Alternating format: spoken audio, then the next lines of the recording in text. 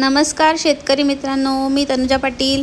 तर आज आपण पाहणार आहोत शेतकऱ्यांची कर्जमाफी झालेली आहे। तर काही शेतकऱ्यांचीच या ठिकाणी कर्जमाफी झाली आहे आणि आता ह्या नवीन आलेल्या GR नुसार कोणत्या शेतकऱ्यांची कर्जमाफी झाली आहे ते आपण आता पाहणार आहोत। चला तर मग व्हिडिओला सुरुवात करूया। तत्पूर्वी तुम्ही जर चॅनलवर नवीन आला आहात तर चॅनलला सबस्क्राइब करून ठेवा। अशाच महत्त्वपूर्ण व्हिडिओ तुम्हाला या चॅनलवर पाहायला मिळतील।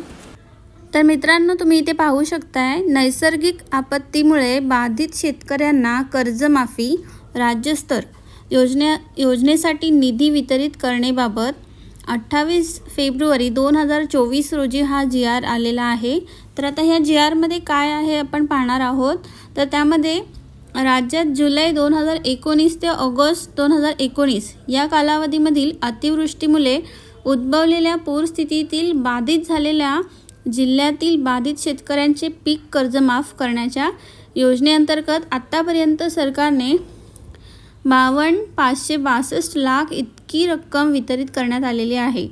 सदर योजनेच्या अनुषंगाने सरकार आयुक्त पुणे यांनी संदर्भ क्रमांक 5 च्या पात्रान्वये 379,99 लाख निधी वितरित करण्याचा प्रस्ताव सादर केला आहे। त्यानुसार सदर योजनेसाठी सन 2023-24 साठी सन 2023 च्या हिवाळी अधिवेशनातील पुरवणी मागणीद्वारे रुपये 379.99 लाख इतका निधी मंजूर करण्यात आला आहे। त्यानुसार निधी वितरणाचा प्रस्ताव शासनाच्या विचारसरणीत होता। तर शासन निर्णय जो असेल तो आता ह्या ठिकाणी अंमलात येणार आहे। राज्यातील जुलै 2019 ते ऑगस्ट 2019 या कालावधीमध्ये अतिवृष्टीमुळे जी काही पूर परिस्थिती झालेली आहे अशा सर्व जिल्ह्यामधील शेतकऱ्यांचं कर्जमाफीचा निर्णय घेण्यात आलेला आहे।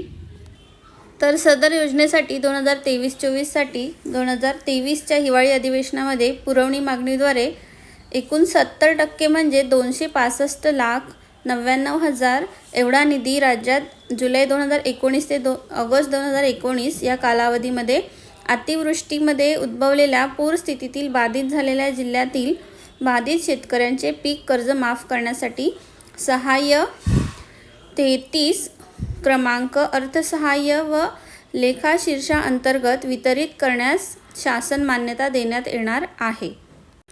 तर अशा पद्धतीने हा GR आहे। जुलै 2019 ते ऑगस्ट 2019 या कालावधीमध्ये अतिवृष्टी ज्या राज्यामध्ये झालेली आहे, ज्या राज्यामधील शेतकरी असतील त्यांच्यासाठी हा महत्त्वाचा निर्णय आहे। तर त्यांचे हे कर्जमाफी करण्यात येणार आहे। तर हा खूप महत्त्वाचा निर्णय आहे। हा जास्तीत जास्त आपल्या शेतकरी बंधू भगिनींपर्यंत तुम्ही पोहोचवा आणि आपल्या डिस्क्रिप्शन बॉक्समध्ये हा GR दिलेला आहे, तो तुम्ही डाउनलोड करून बघू शकताय। माहिती आवडली असेल तर चॅनलला सबस्क्राईब करा आणि जास्तीत जास्त शेअर करा। थँक्यू।